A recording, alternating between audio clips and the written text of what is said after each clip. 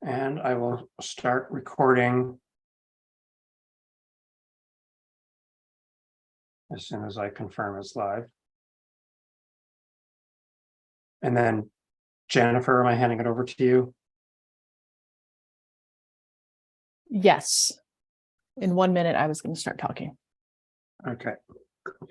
I'm going to start recording to the cloud now, and then I'm going to turn off my video and audio. So good luck. Thank you.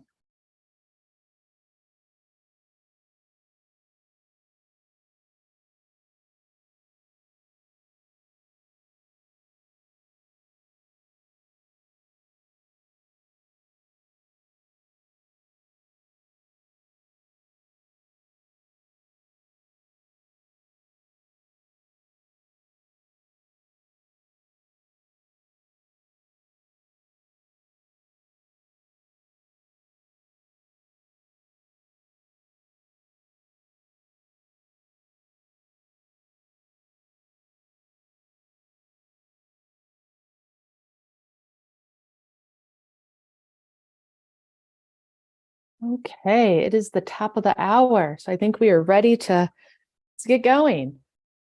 Good morning, good afternoon, evening, and night for some of you. At least for the first two webinars, we had people from all time zones, it seemed, joining us. And so thank you all so much for being here. Welcome to the Developing a Vision for Improving the Discovery and Access of Bathymetric Data. This is a webinar series put on by the GEPCO Technical Subcommittee on Ocean Mapping and the IHO Data Center for Digital Bathymetry. Next slide.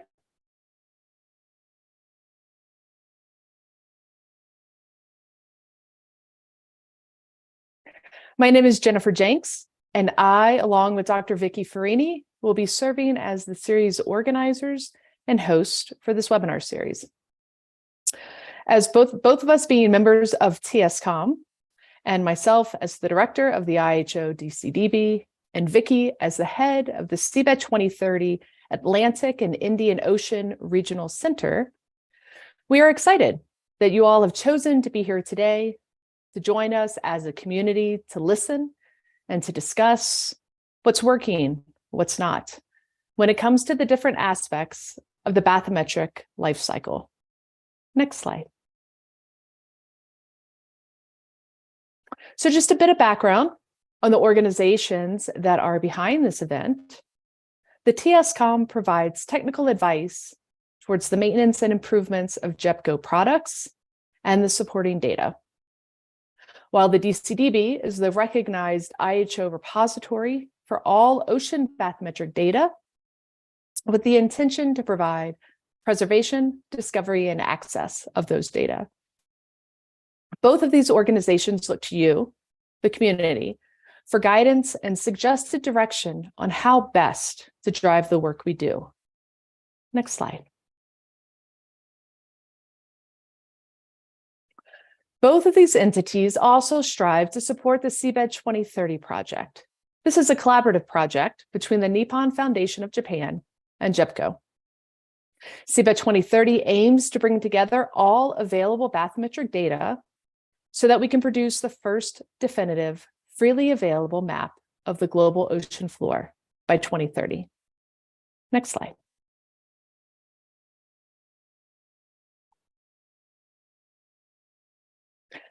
Seabed 2030 is meant to act as an accelerator to fast track GEPCO's aim.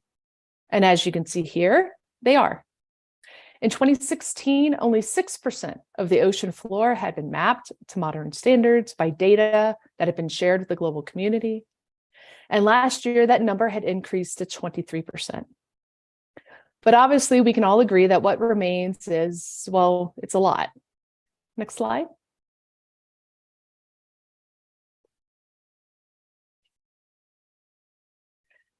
And we know there simply aren't enough survey ships out there with the spare capacity to map 3/4 of the ocean floor in the time scale that we're looking at. We know we need to work to expand the community of mappers. And in addition to using what we have, we need to embrace new technologies and sensors and platforms. Next. But we also need to focus our efforts on harvesting the data that's already been collected, but not yet shared with GEPCO. We believe that perhaps another 20 to 25% of the ocean floor has actually already been mapped, but the data has not yet been released. Next slide. 20 to 25%. That is a significant amount of potential data.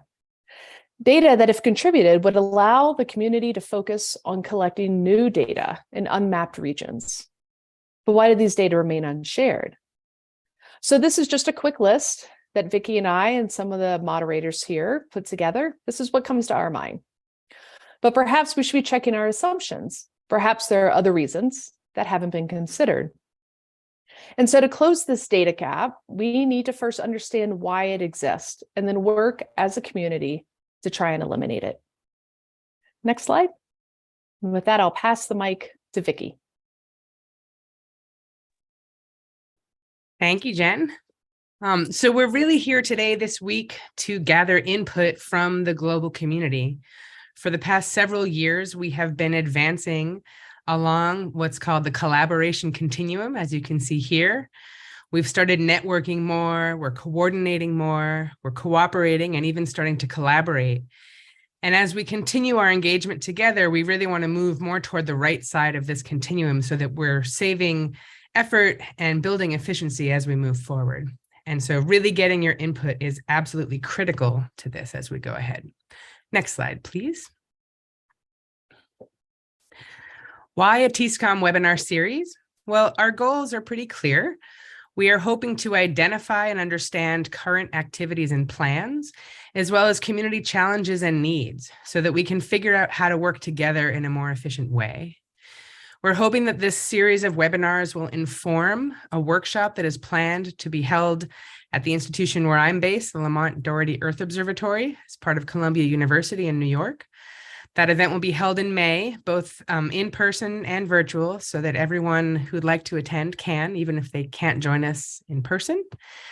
And the outcome of this full engagement is to develop both actionable plans to achieve common goals and also guidelines and workflows so that we can help move the community forward with tools and knowledge that exist, and also to bring our ideas together to develop plans for the future. Most importantly, we're here this week to learn and understand what's needed so that we can build the future directions together and make sure that we're meeting the needs of our global community. Next slide, please. The tangible outcomes that we are intending to deliver include white papers that describe some of the best practices, the current state of things, to help guide the future. We really want to identify cultural and technical barriers to data sharing and also propose and share some solutions that can help us move forward. A roadmap that can further define ways specifically to integrate information about data coverage is another important tangible outcome. And underlying all of this is that we really want to develop community progress and enable progress toward coordination, avoiding redundant effort, optimizing efficiency, and fostering a culture of open sharing of data, knowledge, and information. Next slide, please. What to expect in this webinar series? Well, we're in the midst of 4 complementary sessions that all touch on different aspects of the bathymetry data management lifecycle, from data sharing to assembly to access to use. We're really focusing our efforts on conversations around current barriers and opportunities, as well as future vision. And the goals of this virtual conversation are to inspire and gather input, most importantly, from the broad community.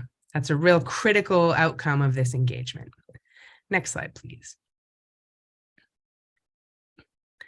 As for logistics at a high level, these sessions are being live broadcast and recorded to YouTube, so that if people can't join during the live broadcast, folks can access these sessions afterwards on YouTube, and we encourage you to share the links with your colleagues.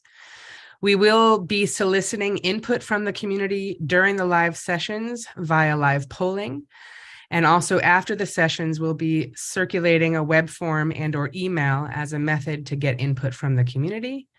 All the information that we gather will be summarized and shared to the community online. Next slide. Very briefly, yesterday we had 2 webinars. The first was focused on data stewardship, talking about data sharing, obstacles to data sharing, and solutions that have helped address bottlenecks and could still be developed to address bottlenecks in the future. Next slide. The second webinar yesterday was focused on data discovery and how we can identify data gaps so that we can optimize our efforts to collect more data to fill those gaps without collecting redundant data where data already exists. Next slide, please. Today, we'll be focusing on data access and in particular, community needs. We're going to have an exciting session about how to improve the availability of bathymetric data, but also accessibility. Really, what do different users need when they talk about bathymetry data access and use? Next slide. Tomorrow will be our final webinar, which is going to focus on data processing, transformation, and integration. It's going to be a little bit more technical, focused on the tools and sort of the future of what we envision can help us accelerate building these data products that we all are very interested in building and using. Next slide, please. Before I hand it over to Alex to lead today's session, I just want to thank everyone, the session leads for your time and input and helping to coordinate and plan these webinars, the panelists for taking the time to join us and for your thoughtful commentary during the sessions, and also the community who we're really excited and eager to hear from so that we can hear your ideas, your needs, your successes, and really try to move the community together forward productively. So with that, I will stop and hand it over to Alex for today's session. Thanks.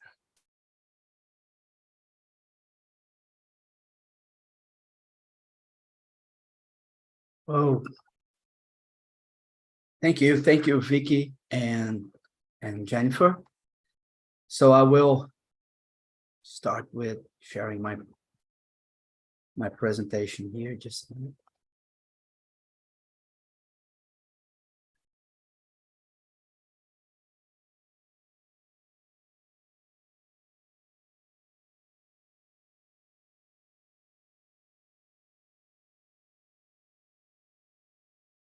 Yes, okay, I'm ready. So hi everyone, good morning, good afternoon, good evening. Again, thank you Vicky and Jennifer for the introduction. So today we have this very interesting panel that I'll try to lead and moderate. We have 4 panelists here to join me to discuss data access and community needs. So the main focus of this panel will be to explore how to improve not only availability of bathymetric data, but also the accessibility of data for multiple audiences, as Vicky said.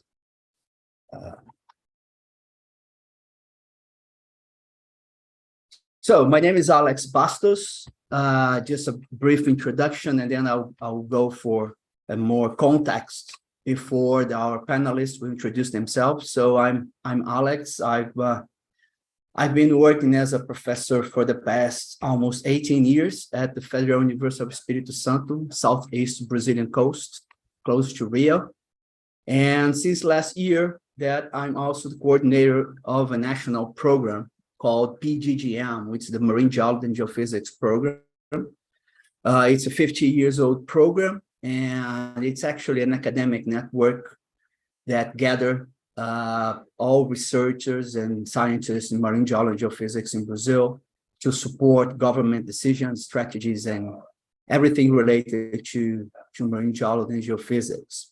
So one of the things in this panel today is that we are basically, all the panelists here are scientists, researchers, so not necessarily hydrographers or too much of technicalities are not going to be discussed here.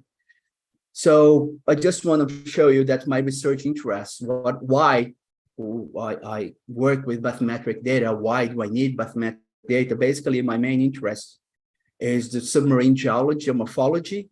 So I do pretty much habitat mapping. I'm very interested in submerged paleo landscapes. I'm very interested in mapping mesophotic rifts. But also, I'm also a researcher that goes into sedimentary record of sea level changes and climate changes. So it's not only about seabed geomorphology, but also the subbottom. So the reason for having this panel is we are pretty much users of bathymetric data. So we're not going to be discussing specific technicalities, but also how we use bathymetric data in our main interests. So the idea today is to share experiences from multiple users, engage the audience with their experience as well. So a number of questions will appear along the panel. And the challenge that we all have as users to access data, the accessibility of data. And we try to put together our opinions and our view for a future. So where we want to be in the next couple of years, the next 5 years, or in the next 10 years. So it's what we're going to try to do along the next couple of hours. So I'm going to give a brief context of what I do, what I'm doing, and the barriers that we find just to start our discussion. Then I'm going to pass it on to the panelists. So each one's going to introduce themselves, give a bit of their application, why they need bathymetric data, how they are working with. And then we're going to go for the questions and discussions. That's when we are going to engage a lot with the audience. And we are going to cover data access and accessibility, data access and application, data availability and accessibility, and future vision. So basically, we're going to try to talk about the different barriers and challenges and that we have now used. So I'm going to start with this figure that I think most of us, or maybe all of us, have already seen this or used that. And it's been here for some time now. And it's, of course, a very important question, why we map? Why map? Why do we need to map? Why do we want a global bathymetric map, an ocean floor map? So there are, of course, a lot of reasons for that, right? So it goes from national security to sovereign rights. It goes from navigation safety. But if you see here, it also goes to hydrodynamic modeling, ecosystem processes, ecosystem modeling, cultural heritage, maritime archaeology, marine spatial planning. So we do have different usages for bathymetric data. So that's why we need to work and to discuss with multiple users. So we need to know what are their needs. So what do they need? So we can build up a better process or a better workflow to get this data from, let's say, from the vessel to the desktop. But what I want to say here, be a bit provocative, is also when we ask why map, probably we also need to ask why bathymetric data should be publicly accessible, or why should we share bathymetric data to the global community. And probably the reason for that is pretty much the same here, because we are looking for knowledge. So we want to improve our knowledge about the oceans. We want to improve our knowledge about the ocean floor for all these reasons here. But there is also an important reason to share bathymetric data if we think about inclusion, globally speaking, which is education. So when you have bathymetric data available and you have open access to data and open softwares, free software, so you can share more knowledge with students all over the place. So education is also something important, and that's a point that I want to raise here in the first moment of this panel. So in terms of data access, we can access data from different data centers or repositories. So I'm not going to go through this specifically. Of course, we have Jabico, and then TCGB, GMRT, so MODNet, Seabed Australia. So we've got global repositories, but also regional data centers. And that's where we get our bathymetric data in general. So what we want them to improve, how they can improve, or how we can have more accessibility. That's one of the points we're going to be trying to discuss today. So I'm going to just give you a few examples of barriers or limitations that we have coming from South America, coming from Brazil. So this is a data set from Jabico. It's just to provide you a bit of a context. So the Brazilian margin, which is here, has a bathymetric coverage, real bathymetric data that goes around 32% of this data, of the area, of the entire continental margin. And most of this is embargo data. But anyway, we do have 32%, which is higher than for the entire ocean at today. At this point, it probably is gonna change next year. So in Brazil, for the Brazilian margin, we can access data. We can download, for example, a surface grid from what they call a bathymetric surface that was developed for the UN Law of the Sea process. So our Navy Hydrographic Office developed this bathymetric grid. We can also download it from a website, an XYZ file, which is a transformation from a surface grid. But if you need, you can also download a geotiff, an image, and work on a GIS. But if you need bathymetric data, you need to request. And the interface is not that easy. We do have an oceanographic data bank, national data bank, but the interface is not that easy. Another example, but that is about sharing or data sharing. So I was part of the publication a few years ago of the Amazon mouth. We were able to get data from a wood hole vessel that was doing a survey here back in 2012. So bathymetric data now this data is available in GCDB and GMRT. So we process the data and we kind of work with a number of other scientists to talk about this mesophotic system of the Amazon mouth. So I was interested to go further. So I got the bathymetric grid from our Navy, from Jabico as well. So we worked on seabed clusters.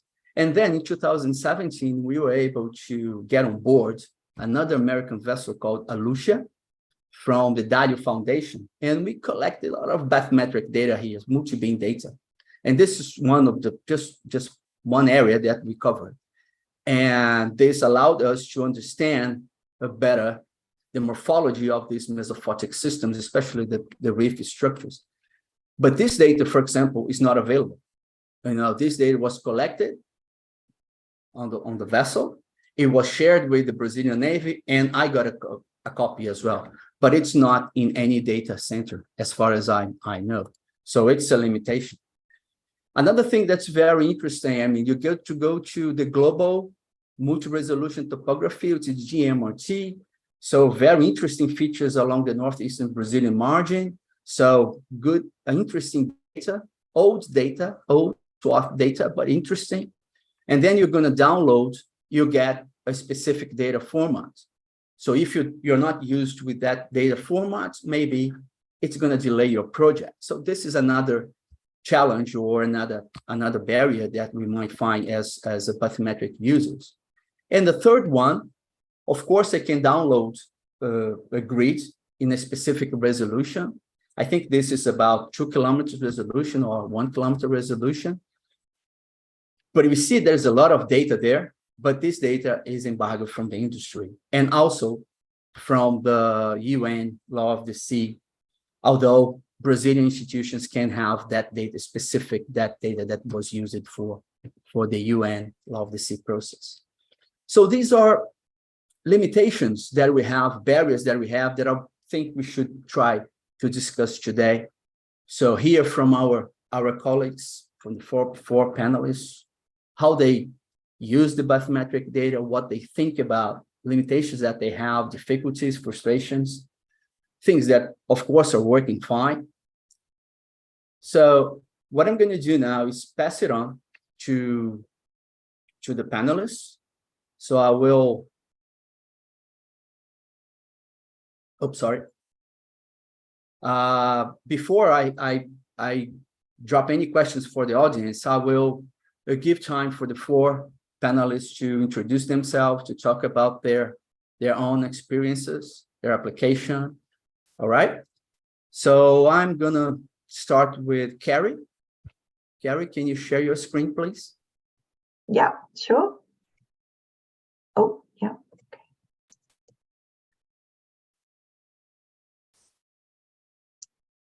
Let me just run there. Okay, hopefully you can see my screen. My name is Kerry Howell. I'm Professor of Deep Sea Biology at the University of Plymouth here in the UK. And I'm also the co-lead for the UN Ocean Decade endorsed Challenger 150 program, A Decade to Study Deep Sea Life, which is co-led by myself and Ana Hilario from University of Aveiro in Portugal. And that's a global program, which I'll say a bit more about in a moment. My expertise really are in deep sea ecology and biology, but specifically then in providing the science to support sustainable management of the deep sea. I do that largely by collecting observations of habitats like this beautiful cold water coral reef you can see here, but also species and ecosystems, mapping the distribution of those from observations onto high resolution multi-beam data that you can see here, a data set from around Ireland and the UK.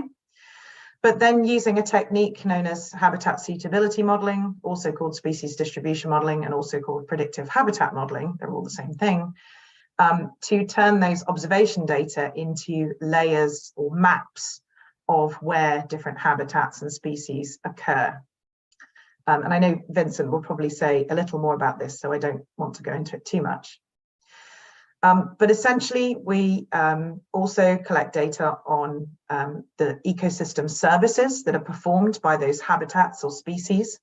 So what they do for humans. We also look at what humans do to those ecosystems, so what the impact of human activities are on those ecosystems, and therefore the resulting services that are provided back to humans. And so with that, we're able to use our maps of where habitats are found, where species are found, to inform spatial planning. So marine spatial management and that holistic management of the marine environment. And habitat maps form a basis of that. And this really speaks to SDG 14, life below water, and is important in the ocean decade, of course. So the main applications I've had with bathymetric data then are firstly and foremostly in survey planning, particularly as we move towards net zero surveying and greater use of autonomous and robotic vehicles. Nobody wants to put their expensive vehicles down on the seafloor without first knowing the shape of the terrain. And so we rely heavily on bathymetry to help plan where we're going to collect our observations from in a safe manner. But the other main use of bathymetry data that I have then, and that we have in Challenger, is in scaling up of those biological observations that I mentioned earlier, of species, assemblages, and ecosystems, to provide the fundamental data that enable us to then model and predict both the spatial extent and also temporal changes in ocean biodiversity. And that includes bathymetry that is used then in the actual habitat mapping process, in the predictive modeling process, but also then in the generation of oceanographic model data, which itself then feeds into generating those habitat suitability models. So all of the oceanographic model data we've built as well is all fundamentally based on bathymetry. So it's incredibly important. And that also speaks to the development of digital ocean twins as well. So within the Challenger 150 program then, the program is about mapping biodiversity data gaps. So it has a similar feel to Seabird 2030, but ours is about marine life, not about the shape of the seafloor. But within this program then, huge biodiversity gaps exist that we know about. The deep ocean obviously is a huge biodiversity gap, but particularly then the deep ocean in places in the southern hemisphere. And I'd like to just give you an example of how we've accessed bathymetry data then for some work we did in the South Atlantic in trying to model the distribution of marine life. So we were able to access bathymetry data from multiple sources, trying to pull as much as we could for the South Atlantic together for use in our models. So the GMRT, which has been mentioned already, was really critical there, but we were also able to gather data sets from individual institutions and organizations who held small patches of multi-beam data for the South Atlantic and different areas. And through pulling that together, we essentially ended up with multi-beam data on 27 different seamount features across the South Atlantic. Now, these are small patches of data, but they're on important features, and they represent quite a substantial data set when you bring them together. We were then able to use our knowledge of North Atlantic habitat distribution, so models we created in the North Atlantic based on bathymetry and other environmental variables, to then predict into the South Atlantic on these areas of high resolution bathymetry. And I'll just show you a little example here of a small patch of bathymetry on one seamount feature and our predictions of the distribution of cold water coral reef on those little patches of data. And you can see on the right-hand side, the binary map of where this cold water coral reef habitat is predicted as present and absent on this little patch of seamount on one of those features in the South Atlantic. But we're able to use those maps then to look at potential area closures or the impact of already closed areas to bottom trawling in this region, and thus inform management of some of these features. So just to summarize then, for our work under Challenger 150, access to bathymetric data is absolutely critical. And GMRT has been fantastic for that, for us. But it's clear there are still many data sets that are not accessible. We knew of many data sets for the South Atlantic, but frustratingly, we weren't able to access them, which was, a bit disappointing. And even then still, some data sets are technically accessible. So for example, in the NOAA bathymetric data holdings, there are lots more data sets for the South Atlantic, but many of them required too much additional manipulation for us as ecologists to be able to use them. And so we weren't really able to use them, even though they were technically accessible. So I'll finish there and hand back to Alex, if I may.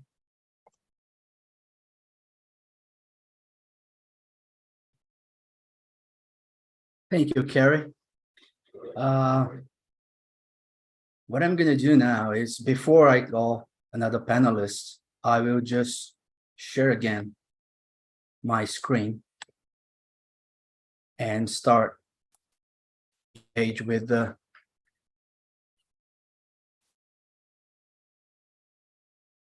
audience. So what we have here is got a QR code. So you just get your cell phone and you scan the QR code, and it's gonna pop up in your cell phone screen.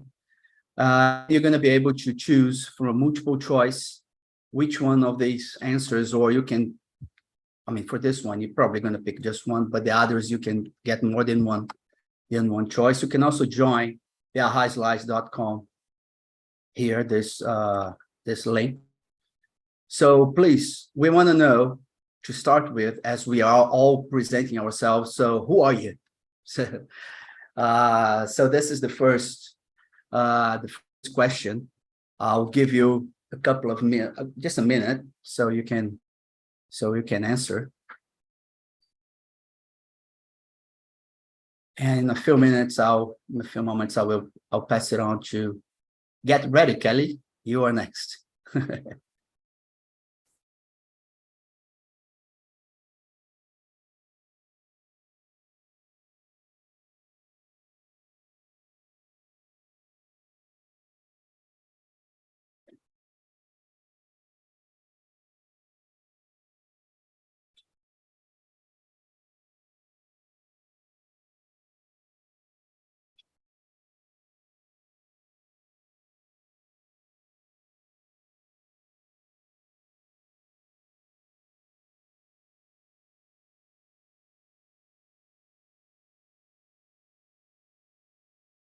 So, all right, so I'm gonna stop sharing my screen now, and I'll pass it on to Kelley. Please, Kelley.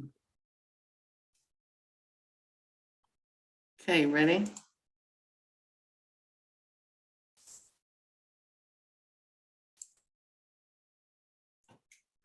Hope everyone can see that okay. Can hear me okay? Yes. Yes. Thank you. Thank you very much for having me to talk about this really important subject about end user needs and how these data are going to be available to the public. I have been, I should say my name is Kelley Brumley. I am a contractor. I'm adjunct professor at University of Houston and affiliate faculty at University of Alaska Fairbanks, but I have been a user of bathymetry data since my grad school days. So this was tectonic reconstruction of the Arctic Ocean, and the data were easily accessible because I was part of the science team that was helping to collect it. And TSCOM, with whom I was working, processed these data and created products immediately that were available to the public. I kind of wish that more public funds were going toward this. And I just needed them in really easily usable files that I could pull into other programs to just interpret these data. Then went on to industry, and same thing. It wasn't difficult to get data because we had an offshore team that was collecting and processing the data. The products were readily available for interpretation. And so it was really easily accessed, but it's proprietary. I can't even show it in a presentation. And so there's lots of data out there. The industry has collected beautiful data that is basically going unused at this point. Now, as an independent contractor working with industry and government agencies and whatnot, I'm concentrating on desktop studies and seafloor interpretation for a host of different subjects. And in industry, we have maybe 45 days, if we're lucky, to complete a project with 600 pages of images that 3 people are trying to pull together.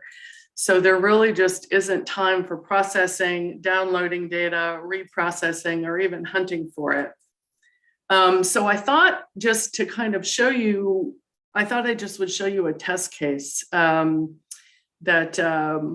to show kind of how we use data, and maybe this will spark some interest to the repositories and data centers and archives for kind of what it is that at least people like me in industry are needing for our project. So this is a telecom route that I made up. It's not a real one, but one that's in the Red Sea.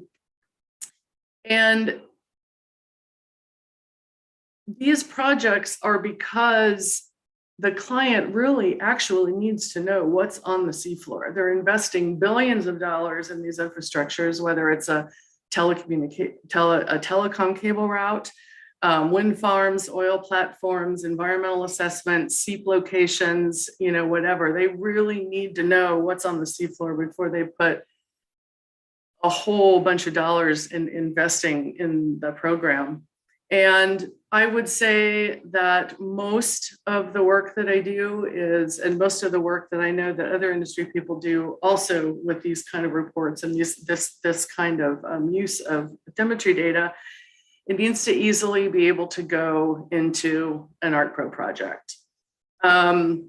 So when I start a project, I use as a background map either the NCEI or GMRT. They have WMS services. Thank you very much. I also use the NCEI Global National Hazards. That gives me tsunamis, earthquakes, and then various shapefiles that I try to find from all over the world, whether from USGS, I can get earthquake information, volcano locations, global distribution of coral reefs, and that sort of thing. And WMS services are great if you are onshore with internet access, but many people are actually physically offshore when writing these kind of reports, and so you don't have internet access. So having geotips or as high resolution as possible. So the first step is to hunt for multi-beam images.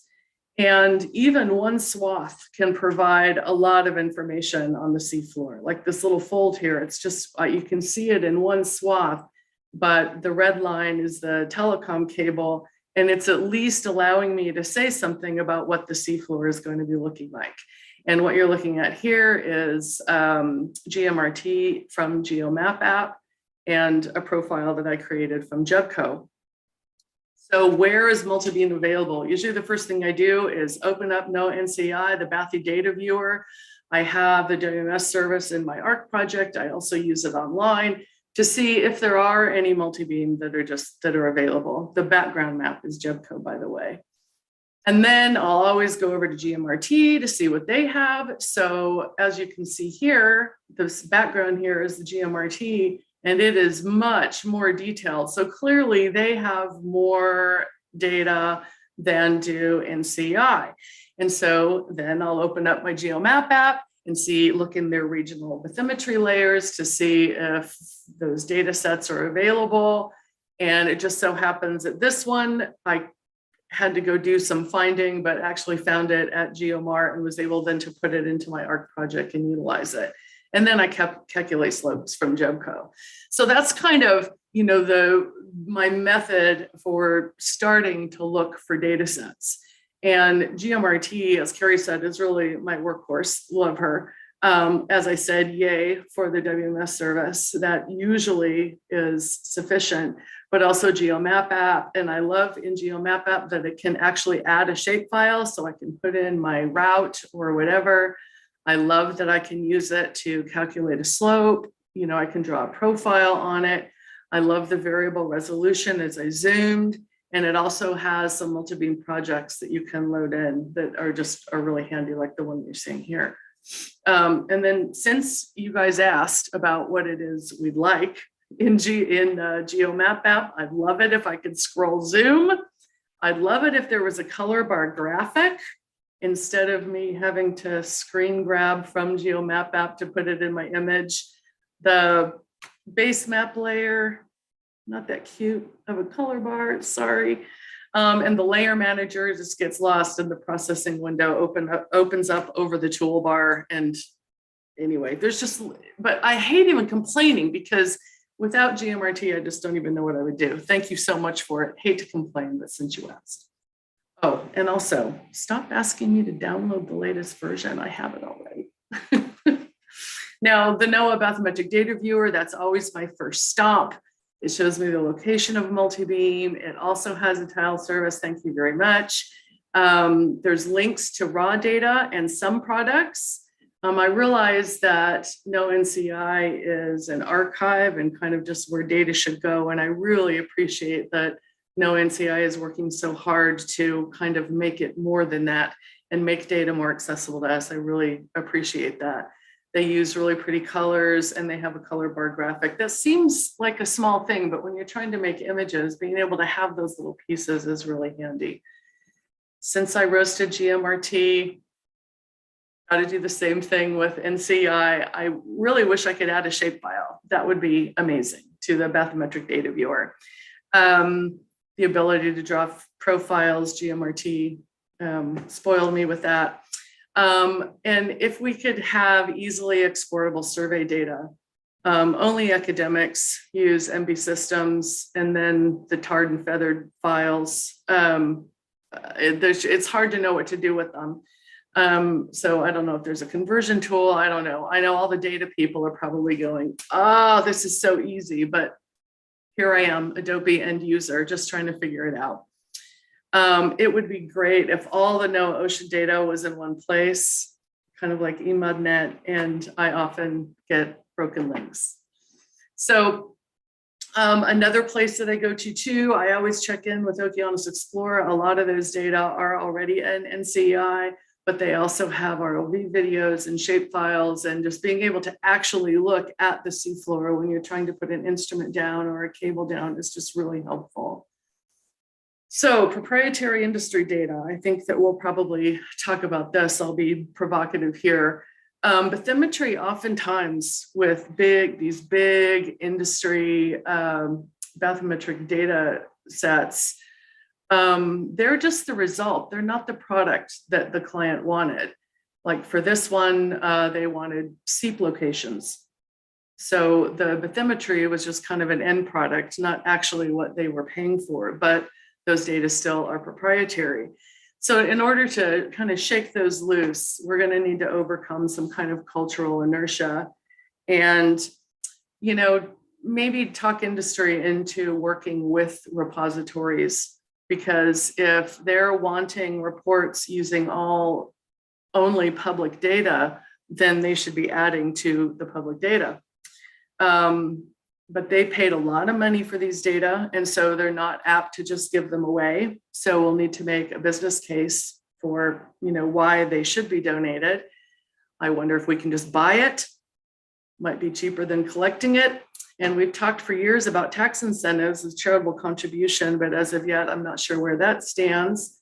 I'm all for shaming people into donating data.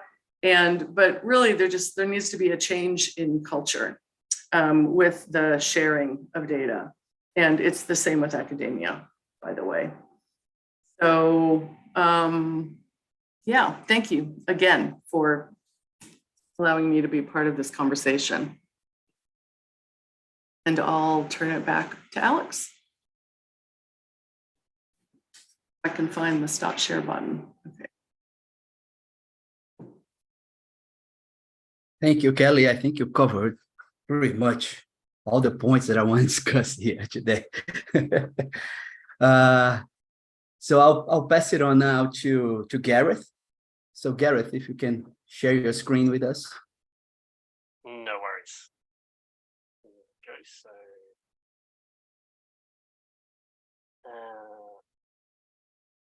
just a sec. Sorry, I'm just technical problem.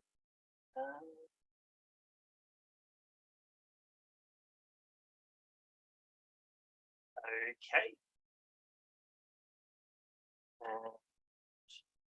Okay, can you see my screen now? Yes.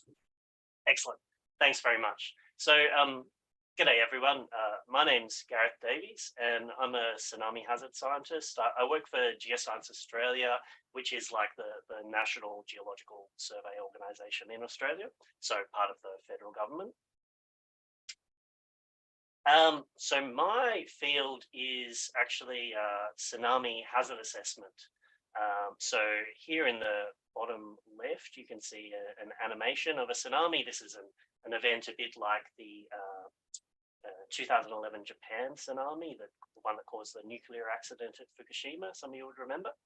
And so in general, I'm interested in thinking about, for events like this and in other locations, you know, how big could they be?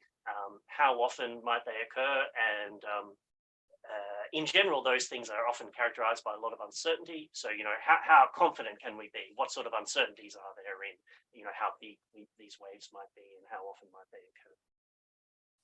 So in order to do this, the kind of tools of the trade are basically hydrodynamic modeling on the one hand. And so I'm going to particularly speak about that today because bathymetry data is really important for that.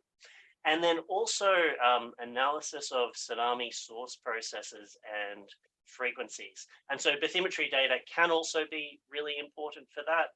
An example would be, picking out things that could generate tsunamis, such as submarine landslides, or looking at volcanoes for evidence of past events, these sorts of things. But I actually haven't worked much in that area, so I'm not going to talk about that today. So in terms of elevation data needs for tsunami modeling, basically what we need in order to simulate tsunamis, the key thing is that the spatial scales that matter kind of depend on the depths, and that's because of the physics of the way that tsunamis propagate. As you move from deeper water into shallow water, tsunami wavelengths kind of decrease. So this is like the distance between waves becomes shorter, and that means that basically you tend to need higher resolution and accuracy in shallower areas and also onshore areas where you're interested in modeling the tsunami and understanding the impacts. Okay, so that sort of need for generally higher resolution in those areas is controlled by the physics of flow. And so then for us in getting suitable bathymetry and elevation data to support our modeling, the challenges tend to be concentrated in, the shallow and onshore areas. So, things on the order of 100 meters or less, and then going into, let's say, 10 meters above sea level areas which might be inundated in big events. So because of the nature of tsunamis, we generally model them in a sort of multi-resolution way, so using grid nesting. So down the bottom here, you can see an example of a model that we've been using to simulate inundation in part of Western Australia. So on the left-hand side, you see the sort of outer extent of the model, which is covering the Indian Ocean and a bit more. And that at that area, we can actually get away with relatively coarse resolution, so maybe around 1 arc minute, the sort of thing that's available in a lot of existing global products.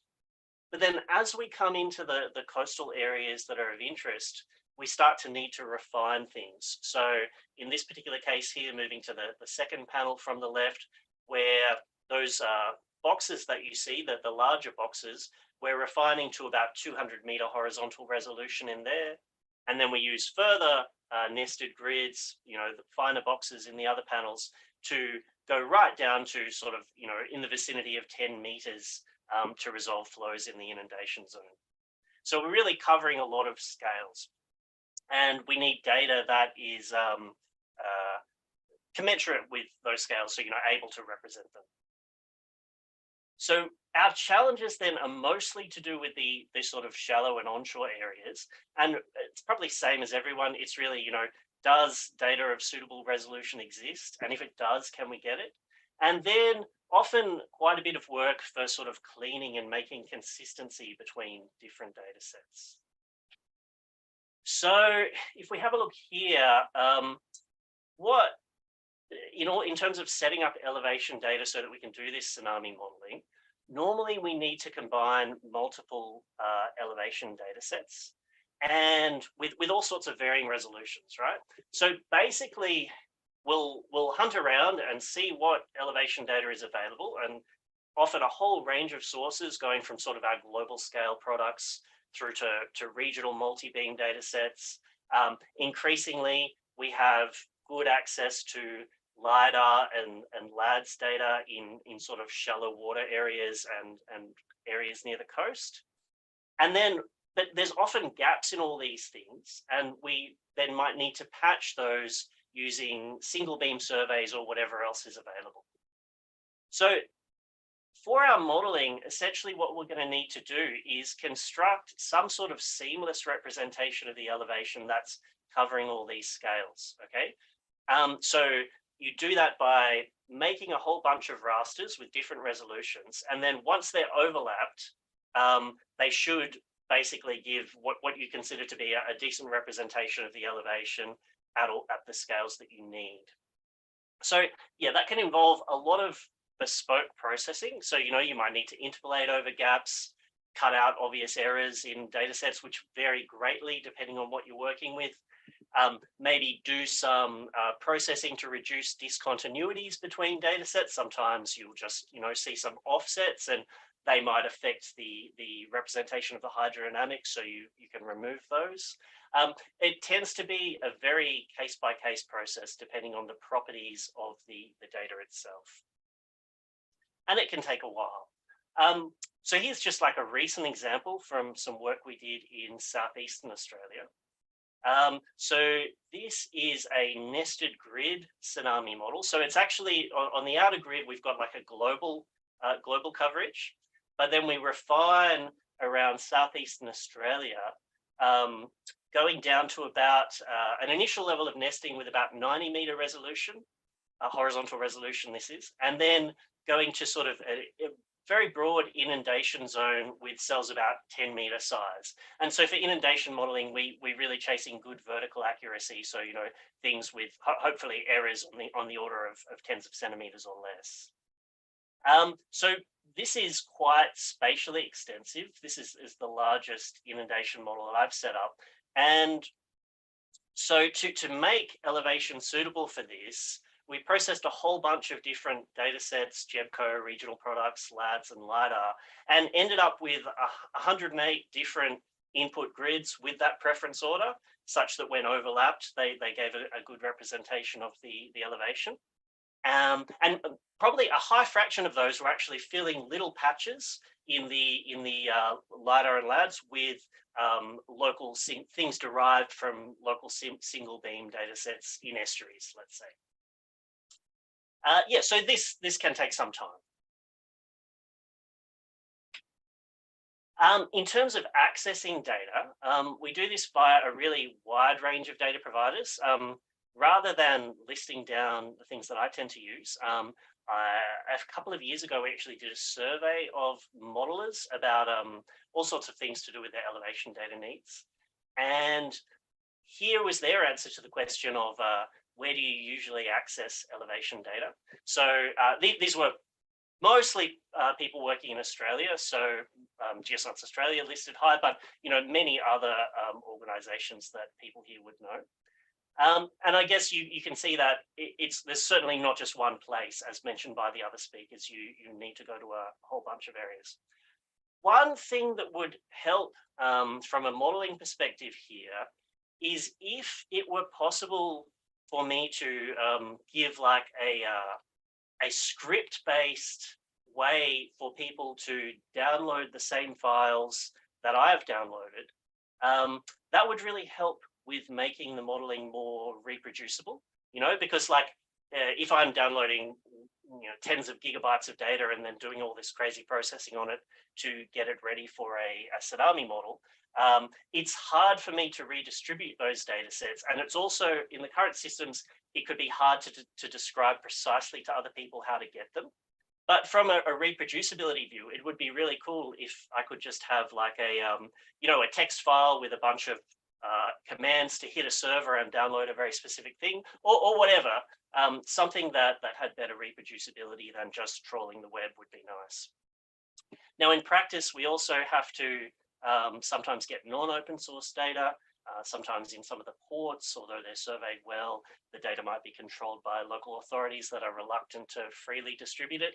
And for these kind of things, we end up seeking it via our professional networks, you know, basically asking around, does anyone know if there's data here? Who should we talk to, etc. And so this I'm really grateful for the help that we receive over the years from people to access this non-open source data. But the fact that it's not available can be a big time hit in our projects, So it really, from an efficiency viewpoint, it'd be fantastic to see more things being made open source. So yeah, that's it from me. Thank you very much.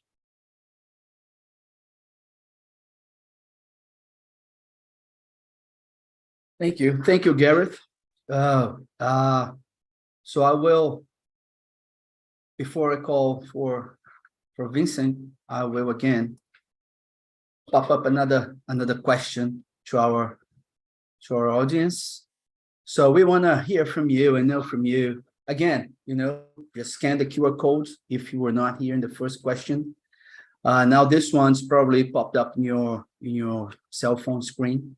So what's your main purpose for accessing bathymetric data?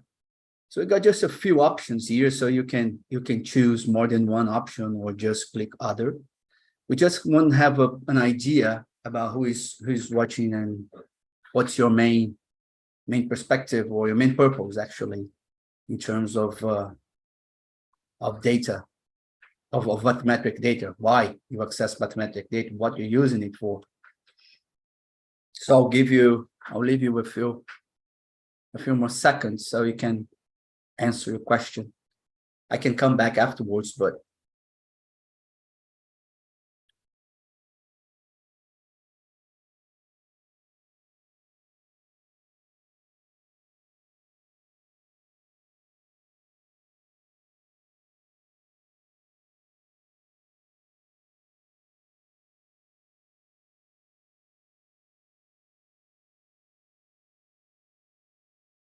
all right. So thank you all.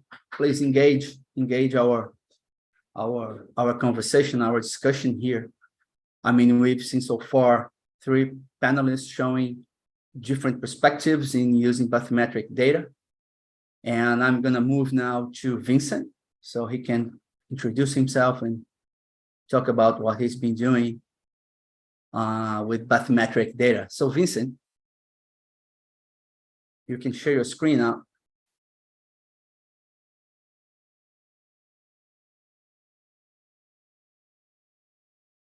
All right. Hello, everyone. Thanks, Alex. So my name is Vince Lecours. I'm glad to be joining you all today to talk about bathymetric data access and community needs. I'm currently a professor of applied geomatics in the Québec University system in Canada, and I'm also an adjunct faculty at the School of Forest, Fisheries, and Geomatic Sciences at the University of Florida, where I lead the Marine Geomatics Lab there. So my work focuses on providing an interdisciplinary perspective on data collection and analysis for the study of the environment. I was initially trained in geomatics, which includes everything related to remote sensing, GIS, cartography or mapping, and spatial analysis. But I've always focused on using these different disciplines to study the environment, and most often the marine environment. So basically what I do is I use geospatial tools to solve problems associated with the marine environment, in particular in marine habitat mapping and in marine geomorphometry. Geomorphometry is the quantitative analysis of the seafloor to derive terrain characteristics like things like slope, rugosity, or also to identify specific morphometric features on the seafloor. And what's interesting in these 2 fields of applications is that their primary input is most often bathymetry.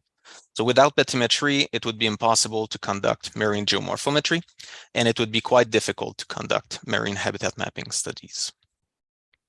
So usually, if I simplify habitat mapping, what we're going to do is we're going to go in the field to collect some data, including bathymetry. Then we're going to process and prepare different data sets to integrate them into a common geographic frame of reference, and also to put them into habitat models, which can be many things like simple, unsupervised or supervised classifications. It could be species distribution models, like what Kerry presented earlier.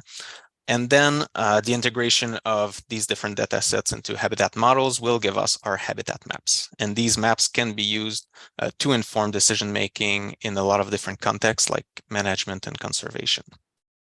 So far, my work has focused a lot on bathymetric data characteristics and how these characteristics influence both the marine geomorphometry and the marine habitat mapping workflows. For example, I looked at elements like data selection, data quality and uncertainty, and spatial scale, and how varying these elements will influence the bathymetric data, the terrain characteristics that are derived from the bathymetric data, and ultimately the habitat maps that are produced from bathymetry and the derived terrain attributes, terrain characteristics. One of the things that I've been particularly interested recently, it's the use of multi-scale analyses. So I put an example here that shows the same bathymetric profile, but from two different bathymetric data sets that have a different spatial resolutions. And if we compare them, we can start asking ourselves some questions like whether those broad scale features, are they what we need to capture, for example, to explain habitat distribution? If so, then our core scale bathymetry is enough and we can save resources by not having to collect finer scale data. But if on the contrary, we need to be able to capture those finer scale features here that are not captured by the broader scale bathymetry, then we'll have to invest or find finer scale data. So this shows that we need to match our scale of observation, which is the spatial resolution of our data, and it's often constrained by the technologies we're using.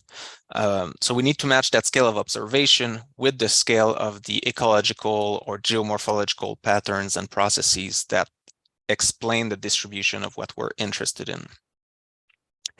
So we can apply multi-scale analyses by combining different data sets from different extent and resolutions. But there's still a lot to understand about what that means or how do we interpret these differences. And it's very challenging sometimes to get a full continuum between these different levels that I'm showing here.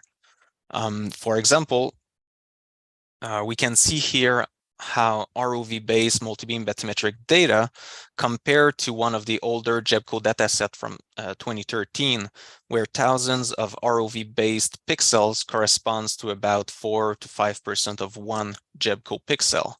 So it's very challenging to reconcile these different spatial scales together.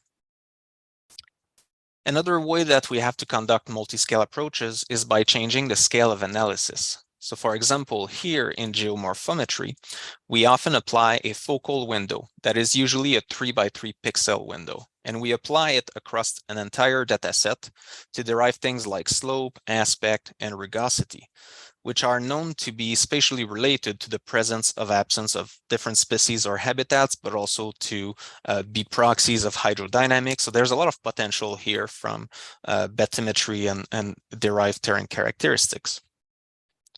But there's nothing that prevents us from using a broader window of analysis. For example, we could use a window that is 21 by 21 pixels or 99 by 99 pixels.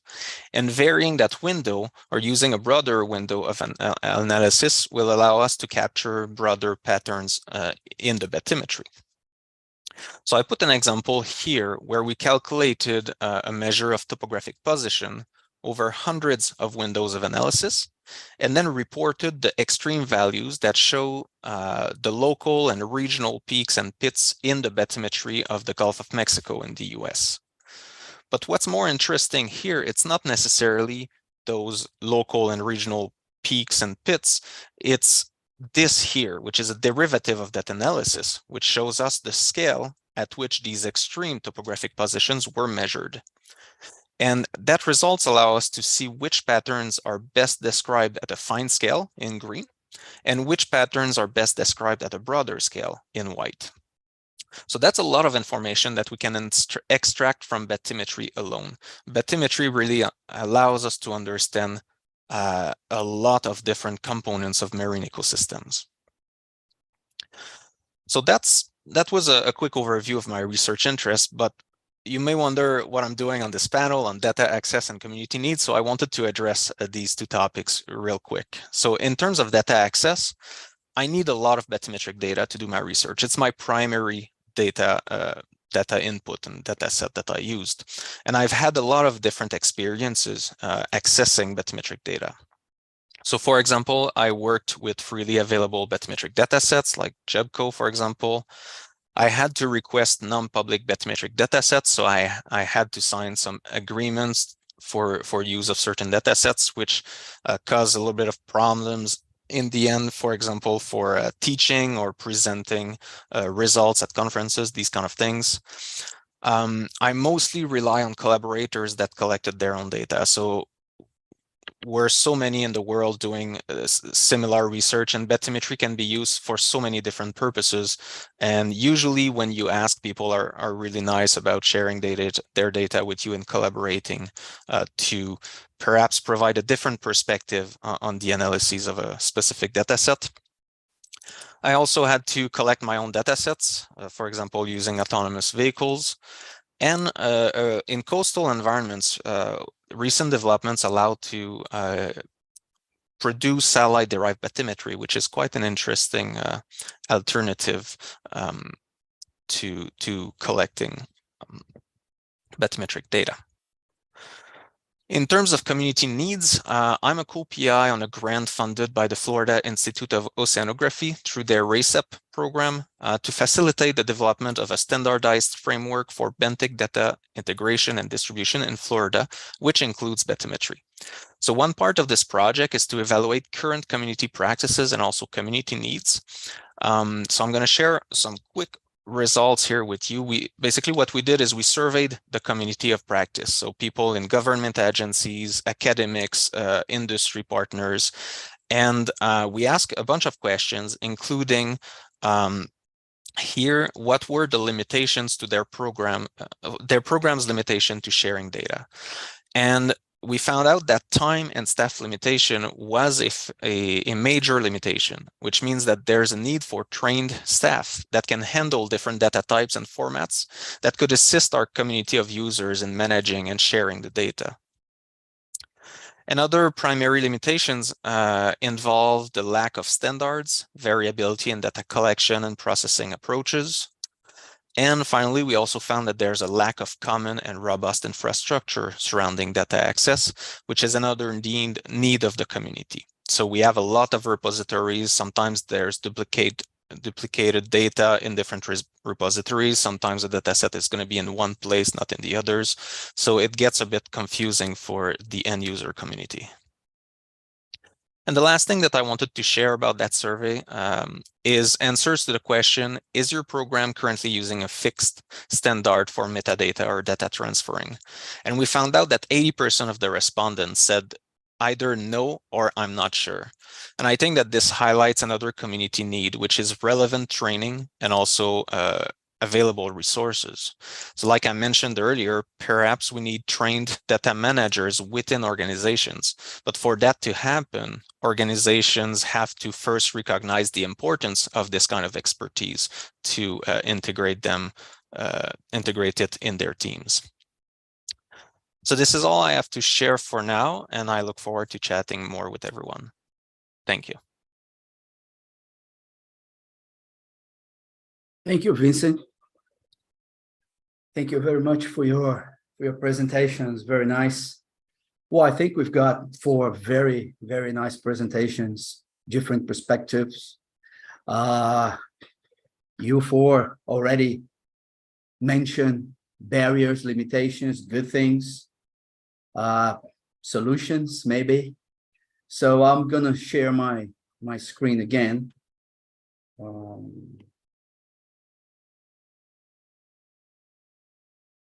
So we can move on to the discussions, and well, I've put this couple of questions here so we can start discussing. So I'm gonna offer you a chance to answer those, and after we start this discussion, I will move this slide on so we can have another question for the audience, so they have more time to answer and to engage in this conversation and discussion. So, I mean, You already talked about ideal, experience that you've got accessing data. I want to know what was the best experience you had, and what would be the ideal experience you would like to have in terms of data access, and what does frustrate you most regarding data access and accessibility? So it's both what is okay and what you think it would be better or best, and what really, really frustrate you. And also, if you want to, say something else about why it's important to have bathymetric data publicly accessible. So I mentioned the importance for education. I mean, Vincent just mentioned the necessity of training, which is quite important as well. We agree. So feel free to engage and to answer those questions. So who wants to start? Maybe Vincent? Yeah. Sure. Well, I think that it's important to have bathymetric data publicly accessible, just because of, I don't think we realize the amount of applications that can result from looking at only one data type of data. I even within the realm of habitat mapping, I do the experiment in class with students where I give them the same data set, one data set of bathymetry, and then I tell them to produce a habitat map from that one data set, and they all come up with different maps. And that's just within habitat mapping. So then you could, like, someone who does hydrodynamics could look at the same data set and come up with new knowledge about one tiny bit of the complex environment, and we can do that from so many different perspectives. For example, it never occurred to me that bathymetry was so important for tsunami modeling, like Gareth presented. So I think it's important to have it publicly accessible, because we don't know what someone else could find out about the particular area from bathymetry alone. I think there's also an intrinsic value just in being able to see our planet. I mean, we're used to hearing that we have better maps of Mars than we do our own planet, but it's the truth. And how many people just zoom in and out and go driving with Google Earth? I mean, the kids coming up today, I learned about the planet on flat maps. So the rest of the world seemed far away. People that are used to zooming in and out and going driving around Google Earth, the world is much smaller, and you're limited only by your imagination. And the same thing with, the ocean. We're asking, meaning the global community, the UN in particular right now, is asking us to make changes in how we run our lives, what policies should be, and all of those kind of things. Yet people just don't even understand that the ocean is not water. And so I think that there's just a value in it being mapped and available just for anybody to be able to just see our own planet.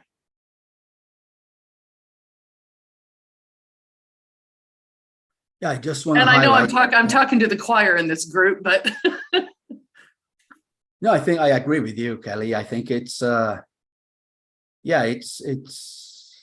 it's a heritage. It's our we're talking about the sustainable development of the oceans. We're talking about ocean literacy, and seafloor is part of that. Knowing our seabed, our ocean floor is important, and we should have access to that for sure. So I just want to ask the audience to, again, answer the questions here. Do you find it difficult to assessing bathymetric data? So we heard about experience from our panelists. So I got 100%, maybe just one person responded so far. So we're gonna wait for that. So what do you think, Kerry, about, what you think frustrates you when accessing data? I sometimes I think I was listening to you, Kelley, as well. I mean, it's a lot of that data mining, I think, or you have to dig. So I think this is a bit frustrating because it takes a lot of time. So something that we could think about at some point is how easy or easier would be to have, something that would be more concentrated, data that you could go to one place or two or three, or at least have a guidance, because you are an independent contractor. I mean, you do it maybe 24 hours a day, 7 days a week. But when you think about a guy that's just coming in, a student, or even in the academic, the university, it's probably harder than for someone that is already in the system, right?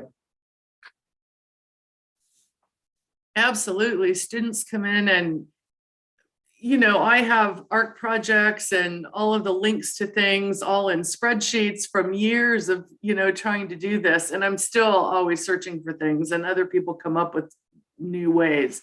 So if I could wave a magic wand, it would be some sort of, I don't know, Google Earth interface, that I can easily click on IODP and it goes right there. And, I'm waving a magic wand. But it is interesting that there's this disconnect between what you can get on land and information about the oceans. Yeah, for sure. Kerry, you want to add to that? Okay. It's frustrating, I think, and everyone's reflected this in the amount of time that is spent in hunting down data sets and then having to potentially reprocess them in some way to bring them together before you can even begin to address your question about your science.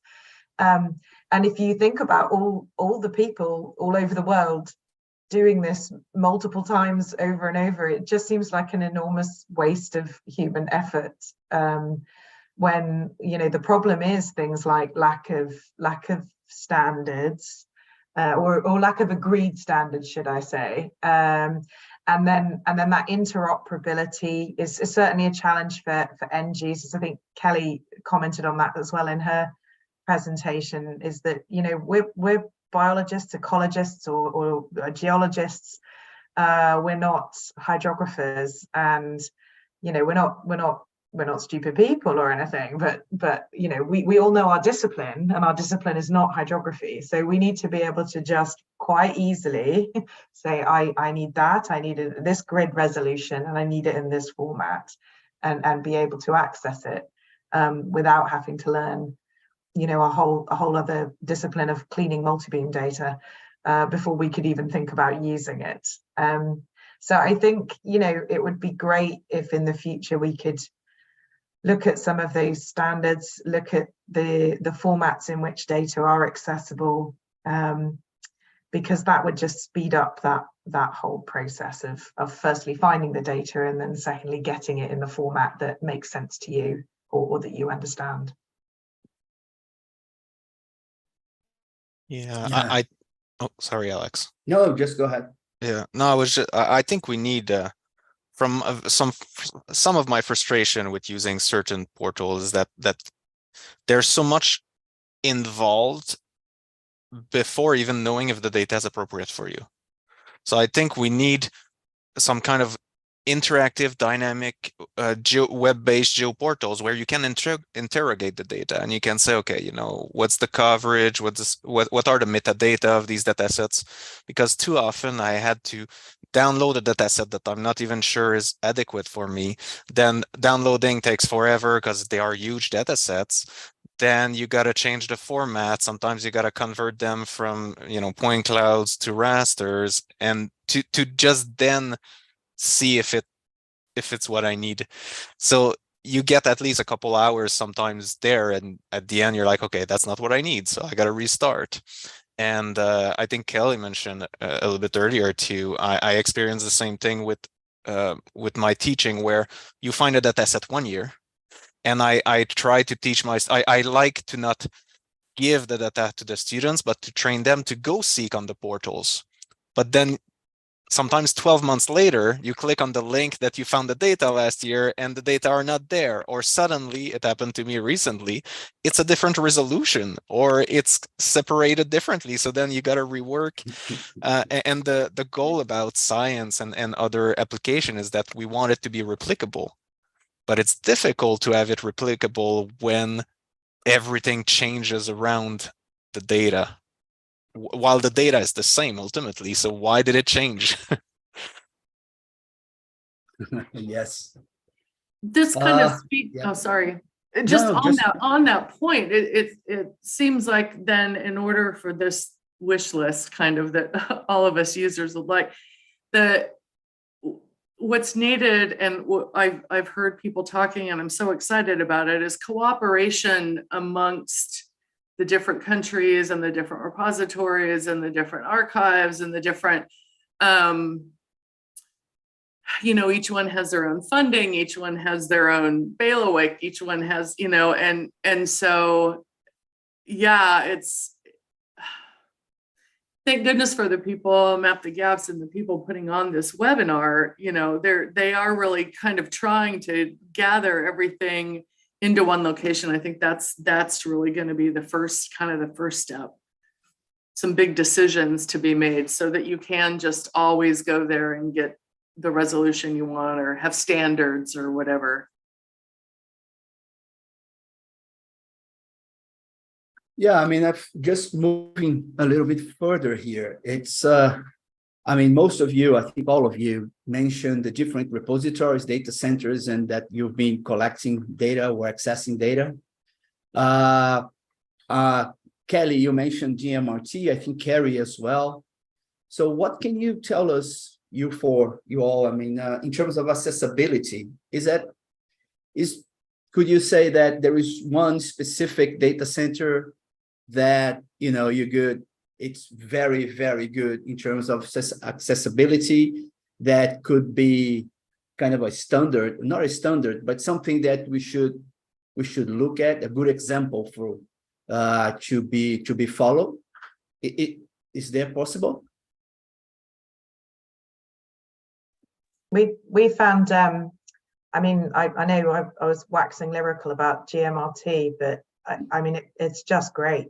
I don't know, Kelley mentioned some things that could be improved there, but frankly, in comparison to many other data centers, and in other places, I just found it the most helpful because it was easy to see what data were there. It was then quite easy to download that data and use it in your own application. In a format that was easy for us again to use immediately and not have to do anything else with it. Kerry, when you say download the data, what do you mean by that? Well, to get hold of the grids that we needed, and we had to do that in several batches. And I think that's going to always be a problem, is that when you're downloading data for the whole of the South Atlantic, it's a lot of data. So, that's a huge amount to access at once. And so being able to download those different tiles of data and then patch them back together, this end was just really, it was really, really helpful. And not having to, not finding data that was uncleaned. I think that was one of the main things about the GMRT data set is it's processed, it's clean data, which again, for someone who doesn't know how to, sit and clean multibeam. You don't want to. I don't want to have to do that. That's not my job. I've paid those dues. Yes, that's the thing. You have different users here, so the perspectives are different. And from a gypsy biologist perspective, you want to get the data. You don't want to, put a lot of effort or time to process data. So that's one of the reasons that we try to get people from different perspectives in using bathymetric data. But I would like to hear from Gareth as well.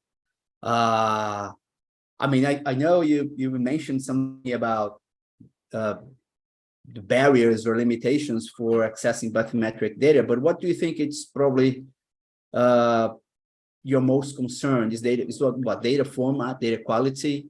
So what do you think? Sure, yeah, thanks. So at the end of the day, the biggest concern is things not being accessible, you know, data that's being collected but that you can't get your hands on. The problems that makes are far greater than the problems that we suffer with messing around, reformatting things, you know, interpolating things, even though that could be pretty brutal and would best be avoided. You can still at least get the data and make a decision about what you're going to do, whereas if things aren't available, you don't have that option. Other than that, so I haven't found sort of one source that can rely on most of the time. I just need a whole host of sources. But I think in terms of, you know, for the future, it would be really great to, you know, as mentioned earlier, make all our science more reproducible, and the manual download process for data and the changing files, let's say at the same link, these sorts of things are getting in the way of that. So if we could have some way whereby, you know, when you do a download, you're also able to get some kind of, I don't know, a script or a command that hits a web server or something like that, that you can just, if you want to distribute your science, instead of distributing, you know, 2 terabytes of data, you can say, here, I used this script, run this, and you'll get the same thing. And then you can give them also your processing things. You know, if you're doing that with open source, which is often doable, let's say, or yeah, I think that would be really beneficial and is not being well done at the moment, as far as I've seen anyway. Is that, Gareth, are you thinking something like having an API to interact with directly through scripting? And then, yeah, just that. Yeah. That would be great. Yeah.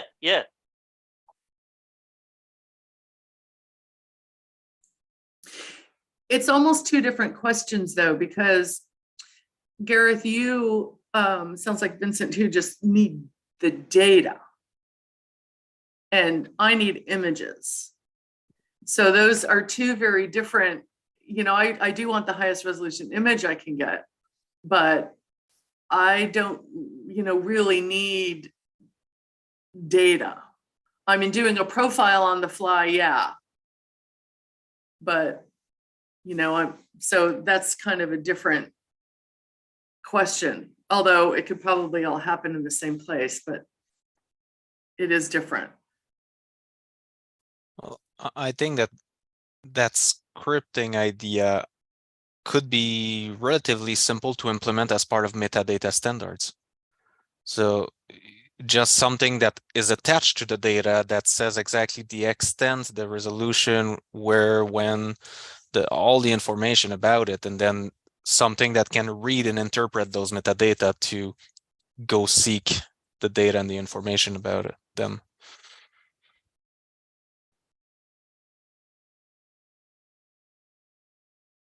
Yeah, well, I just popped another question here for the audience. So what's the major barrier concern when accessing bathymetric data, as you guys we are discussing here? So the audience can also engage this and just provide their perspectives. So resolution, data format, data quality, coverage. So just keep going. So the next question that it's gonna appear there afterwards, I mean, I'll just leave it for a while so that the audience can answer. But the next question that I'm gonna ask you is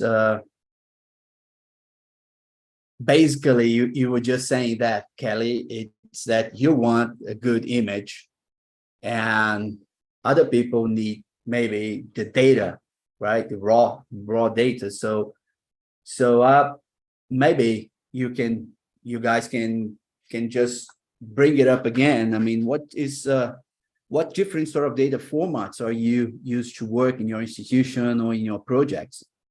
Do you kind of combine different sort of data formats? When I say data formats, like you work on a grid, you work on an image, you work on the raw data, you need to process the data. So what about it? So, because if you think in the future, so what sort of data format should be available if we want to access bathymetric data? I think it's multiple formats for us, at least. I mean, even in our own work, if we can access something that's already been gridded as a raster, that's great. But if it's been gridded at too coarse a resolution, then we need to go back to the XYZ files to regrid them at the resolution that we wanted at. So sometimes, you know, the grid, a raster grid is great, but then sometimes we need to go back to the XYZ files, I guess they are, to regrid them. And it also, I think the nice pictures, the georeference, the geotiffs, which I think is what Kelley was alluding to, she needed. They're also just really helpful as well for illustrative purposes, if nothing else. They're quite useful as well. So I doubt there's going to be one format, but at least, yeah, there's probably a more limited number of formats that you might want. Yeah, I'm not sure what the answer to that is. Even in, you know, let's say the telecom industry, they would like the bathymetry in several different, because there's proprietary software. I mean, nobody's going to be able to solve that, right? So you want to be able to put on whatever swaths are there, so that as you're going off during a survey on your particular ship, maybe you can scooch over a couple of kilometers and not reproduce data. But it just always keeps boiling down to me, which is what these kind of conversations and these kind of groups are good for, is that we've really got to have an understanding as a community that all of these data are used for all of the public. And so let's do some standardization. And then as new software comes up, you know, it should be that's not how we do things anymore. We're not doing all these proprietary things anymore. There's a couple of ways that we're going to do things, and you make your proprietary software able to use that. You know, that's just what I always am running into. I wish that there were just kind of some standards. This community is trying to make that all happen, but that is one of the problems too, is that different software wants it in different formats. So yeah, I'll support that. I mean, it's important, and sometimes we tend to forget, you know, if we're familiar with GIS software or with different various software, it's simple the interoperability is simple. You know, you use a tool that converts it, but we tend to forget that not everyone has that expertise, that not everyone should have to learn how to use those tools to be able to then use the data or the information produced from it. And in terms of so I agree about standardization. Like, we got to get everyone on board, manufacturers and everything, to standardize to a single format. I personally, I favor a lot the use of bag files, bathymetric attributed grids, because the advantage of that file format is that it produces it stores the uncertainty on the bathymetry, and people don't want to see the uncertainty on the bathymetry, but it's important to see it and to be aware of it. So I like to produce and share with that uncertainty layer, so people can realize that it's not, you know, these data are not the truth, and there are areas that sometimes will be more problematic than others. And so that's personal preference of mine. And I think that the reasoning behind inventing that data format quite a few years ago now was to try to standardize, but people didn't really pick up on it. So standardization is also probably it's going to be easier to disseminate, you know, and to train people, because every time we talk about global community, we have to think also about, like South America, for example, or Africa. So we do have students there, we do have universities there that maybe are not capable of getting quite very expensive softwares, and if we have standardization and open access and or open source softwares, it's probably going to be easier to train, to have kind of a more inclusion, if you understand what I'm saying. And this is something that I kind of feel a lot in Brazil, that we don't have a lot of people working with bathymetric data because they don't know about the open source softwares, and they don't get of course the private softwares because they're expensive. So and maybe if you try to standardize, it helps, dissemination, helps training programs, or have more let's put it this way, global training programs in terms of bathymetric data. So No, I agree. It can be a real problem. I've certainly had occasions where I had some data files that were in some proprietary multi-beam formats that I didn't understand, that couldn't be easily passed by, scanning the file or anything like that. It wasn't just some ad hoc ASCII format. It didn't seem like it was made to be read outside the software, and then not being able to use it. That's really unfortunate. One thing that in some of our work, we've found you get pretty good coverage, at least with rasters, if you have something that'll work with GDAL, and that can also be opened in Esri. So if it can be worked with GDAL, you're probably covering most of your open source GIS packages, your QGIS and all that sort of thing. Esri supports a lot of that, but maybe not all. That can be a way to make things, I think, pretty accessible, but that doesn't cover point data, and it also doesn't cover the sort of things that Vincent talked about there of, providing uncertainty as well, which seems really valuable. So, yeah.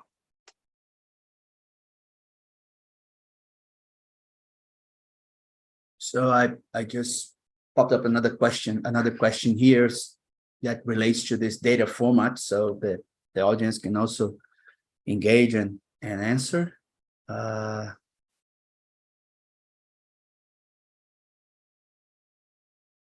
I'm going to move on to something that I would like to hear from you, because we are talking about a lot in terms of data access and data, bathymetric data that have to be made available.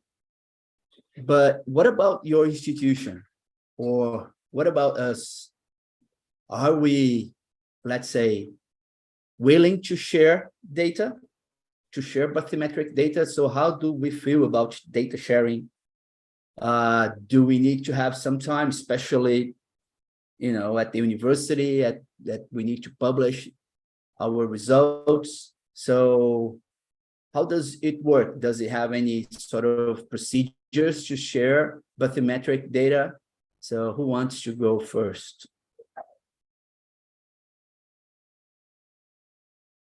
I guess I can jump in.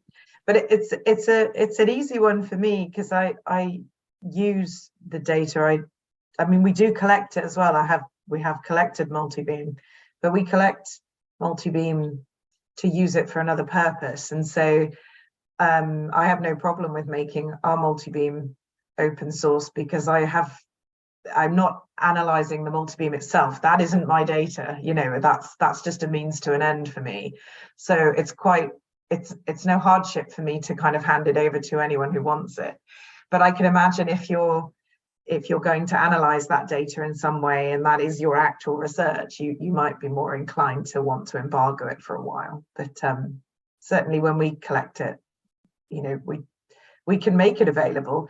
I think the more and I think Gareth mentioned this earlier, or was it was Vincent, that the main issue is the time it takes to put it into a repository in the right format, and it's that effort you have to spend getting it into some sort of repository that maybe we don't adequately plan for in our research programs, and so it always is the last priority. And so it you know, while the data might get passed to a repository, it might not necessarily be in a easily reusable format, even if your repository makes it available, which that isn't always the case. Yeah, this is something that really I have this sort of problem here, because I mean I collect my own bathymetric data, and then it's a lot of time and effort to prepare the data, to send it. In our case in Brazil, we have to send it to the Navy Hydrographic Office. So yeah, we just leave it, and then at some point we're going to decide to send it, because we never predict, like, let's put it this way, money to get someone preparing the data to send out. And and the rules to send the data is so restricted. I mean, you have to be that way. So it's not easy in our case here, especially for me. Vincent, you said you were collecting your own data. So how does it work for you? Yeah, well, for me, the data I collect is usually through projects that are grant funded, and federal institution, whether it's in Canada or the US now, it's part of their grant requirements. So if you collect data, it has to be made publicly available within a certain amount of time post the closure of the project. Well, raw data. Yes, you're right. Raw data only. The raw data. But then I do share the processed data and even products with whoever asks for it. I struggle a bit with repository. We had big ideas about, making a repository for the lab, but it goes against, a commonplace, easy to find. So, unfortunately, there's still a lot of data sitting on the hard drive, and it's not because I don't want to share them. It's just because, as Alex just mentions, we need resources.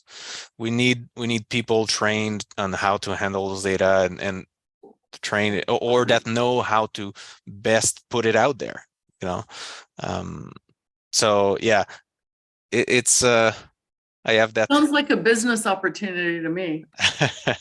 Yeah. But yeah, I think. You go ahead. Oh, no, I was just going to say, I think that most people, a lot of people have that view of academic research as being like competitive against each other, and it's our little things, but I don't think that's reality. I think everyone is really keen to sharing data and to collaborating, but we don't all have, no one has the resources to put the time and dedication to make data findable and accessible and these kind of things. So I think there's what we want in theory and the practice are quite different. Yeah, that's true. Yeah, that's absolutely true, because I mean that's the follow-up point that I raised here. It's data availability is embargo data. It's probably, especially here in Brazil, we do have, especially industry and oil and gas industry, bathymetric data is pretty much embargoed. So we don't have access to that unless, I think Erin just said here, you need to negotiate. She put a question there from the audience. We need to negotiate the data somehow, and then you cannot publish it, or you have to, a lot of problems. So do you guys see any potential changes in the near future for that? Do you think? I'm going to be very provocative. Just go ahead. So I was involved with the Extend Continental Shelf project for US and Canada, and TSCOM was in charge of that. And the data were available at NCEI, raw gridded, ASCII files, Fledermaus files immediately. And people had problems with that because like, well, we have these things that we want to do. We might get, someone might jump us on doing it. And their philosophy was like, science is big enough for all. That, just put the data out there. And I feel like as far as academia goes, that, yeah, I feel like that should be, it's public data that you use public funds to put together. It should publicly be available in a form that people can use. And as far as industry goes, the same thing. Here I am working for industry, getting paid to do feasibility studies for these large infrastructures, and I'm using public data. Well, what about your data? And when I've been involved in oil and gas, I've been involved with, things that touch the seafloor. And those data are not the thing that's proprietary. The shape of the seafloor should not be proprietary any more than the shape of the earth, parts of earth should be proprietary. And it's going to take a culture change, and it's going to take everybody shaming everybody. And, if that this is the way we do it now. And if you're not doing it that way, then you're missing out. And I was kind of hoping that Seabed 2030 was going to kind of start with a, great big marketing project that it's on everybody's mind, bathymetry data. And I think it's going to take something like that so that there's a real sea change, in just how we think about data. It's a very old-fashioned way of thinking that you just kind of hold on to this information forever. Crowdsourcing and everything available is kind of what the deal is now. And so it's just going to take culture change, and it's up to us to say things like that, I think. Is that provocative enough? Oh, I agree 100%. It's probably provocative for sure, but I agree 100%. So guys, we are moving to almost 2 hours. It's 1 hour and 50 minutes that we've been discussing here. So I want to just try to, in the last 10 minutes, try to sum up. And I just want to thank you very much for all your insights. I mean, it's been amazing, and I'm very happy that you all accepted to be here. So I just threw these questions there. So where do we need to be in the future in terms of bathymetric data access and accessibility? Should we set priorities in terms of data access and accessibility? What's the most important change for the very near future? So if we have priorities, what should we try to change, or what's possible to change in the near future? So we can discuss this now. I'm just gonna put the final question here so the audience can have a free answer. There are no multiple choices for this one. So what are the priorities to improve data access and accessibility? So they can just type down their ideas. So who wants to start about where do we need to be in the future in terms of bathymetric data access? We touched that already, but let's try to sum up now. I'm going to be real quick, but I think we need to start. The priority is standards. I feel like we're not going to be able to move forward in a coordinated fashion until we establish standards. Everyone's going to keep, and those discussions about standards are everywhere, and everyone's talking about them, but we can't seem to agree or adopt one, or and so that we can move forward in a coordinated way. So it's, standards are not sexy, but I think they are necessary and sooner than later. So I agree, obviously, in the importance of standards if we're going to streamline this. But I would actually say perhaps even more important is getting things that are currently not openly available made openly available in some kind of format. And then, like, once it is, we can deal with the issue of converting it into something that's more usable. At the moment, yeah, there's a lot of historical stuff and modern stuff that you just can't get. And so we don't have the option even to convert it. And a thing too is that there's probably a lot of groups that might feel that they themselves don't have the resources to do processing to convert to open standards. And maybe we want to make it as easy for them as possible to dump things in a place where it can be accessed by others, and then perhaps crowdsourcing part of the conversion to more easily accessible formats or something like that. Yeah, so I really think we have to help people as much as possible just to make the stuff that's been collected available.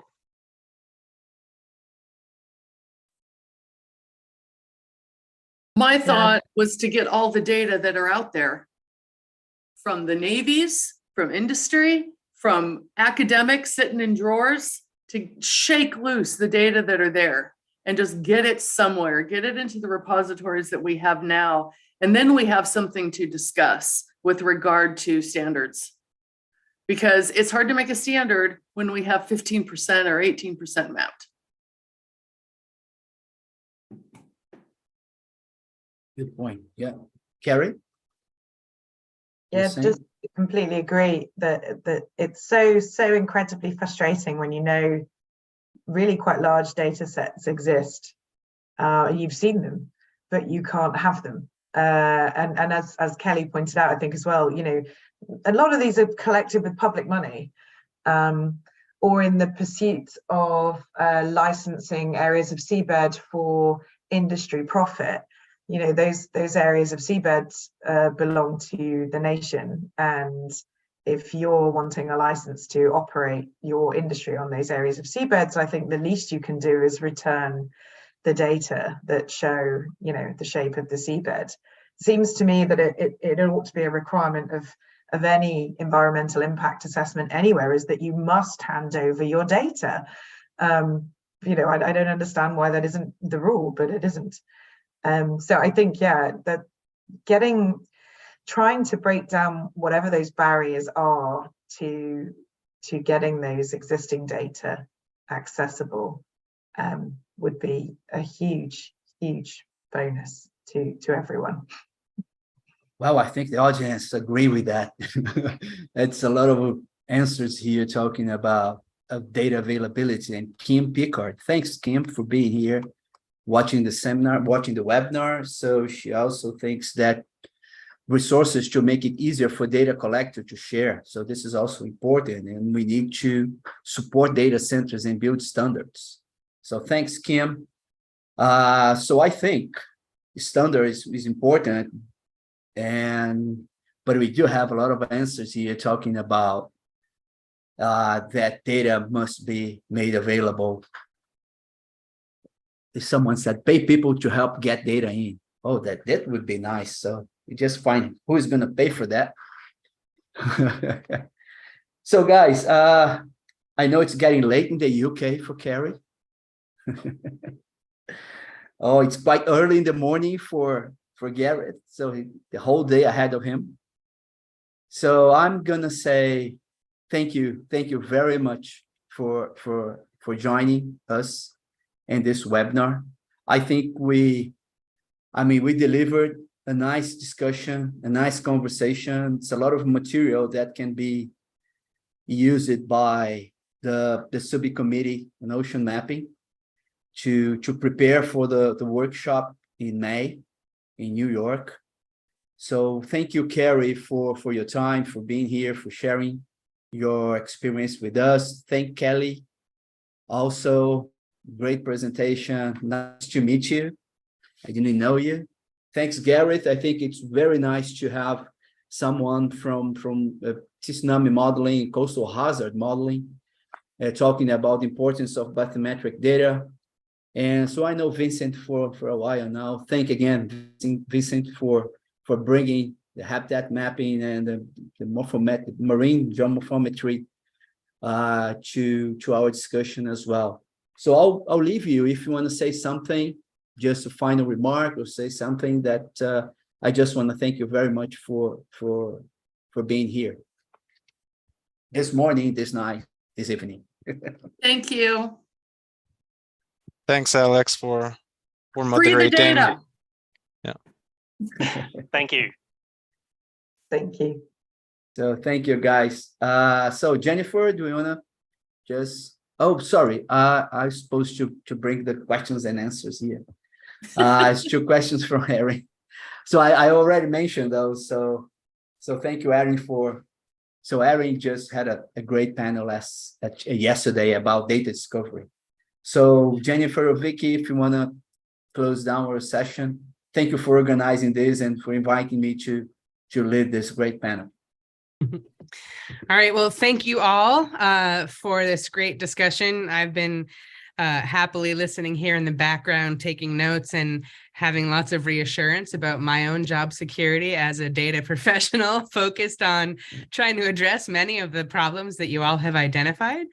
This is a lot of great information that will definitely help shape the in-person session that we're going to have at Lamont. So thank you all again. And thank you to the audience for listening and contributing. Again, we will follow up with some post-webinar series survey instruments to get more feedback. And then just a last note that our final webinar of the series will be tomorrow at 1800 GMT. We'll be focusing on data processing, transformation, and integration. And with that, I think we're good. Thank you all again for all of your time and your input. This has really been great.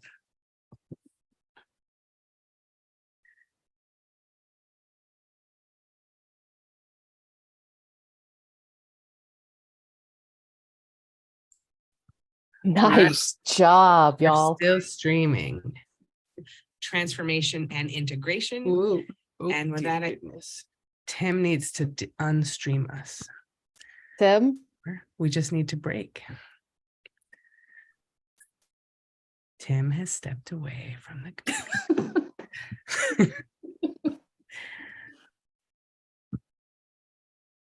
Well, we're just going to end the webinar then. Everybody leave. I think he mentioned that he had another meeting on And top that of was this at the one. top. Yeah. Yeah. I might suggest that we all jump off to end it, and then we can jump back on. Sounds good. Okay. Awesome. Bye.